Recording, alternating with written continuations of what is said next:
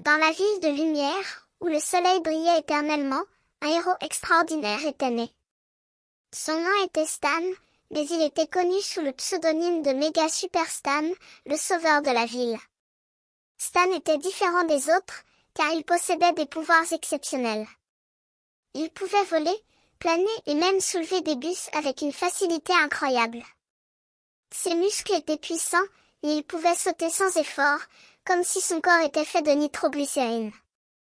Mais Stan n'était pas né avec ses pouvoirs. Il les avait acquis par lui-même, en se dédiant corps et âme à la transformation de son corps en un instrument de justice.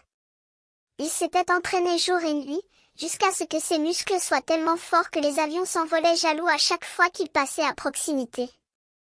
Au contrôle aérien, Stan était connu sous le nom de Stan le Super, et les pilotes s'envolaient à chaque fois qu'il leur disait de se diriger vers le ciel. Avec son rayon X, il pouvait voir très loin, et il savait toujours où était le danger. Il était l'étoile polaire de la ville, et les habitants savaient qu'ils pouvaient compter sur lui en cas de péril. Mais Stan n'était pas heureux de juste être un héros. Il voulait être plus, il voulait être Méga Super Stan, le sauveur de la ville. Il s'était créé un costume, un mélange de cuir et de métal qui le faisait ressembler à un être divin. Avec ce costume, il était invincible, et les criminels s'enfuyaient à chaque fois qu'il apparaissait. Stan était fier de ses pouvoirs, mais il savait que cela ne suffisait pas.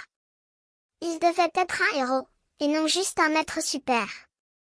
Il fallait qu'il protège les innocents, qu'il sauve la ville, et qu'il fasse sa part pour créer un monde meilleur. Au soir, Stan se déshabillait, et il devenait à nouveau Stan, le simple citoyen.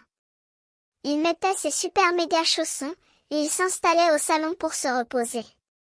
Il se disait que c'était une journée méga super, et il était fier de ce qu'il avait accompli.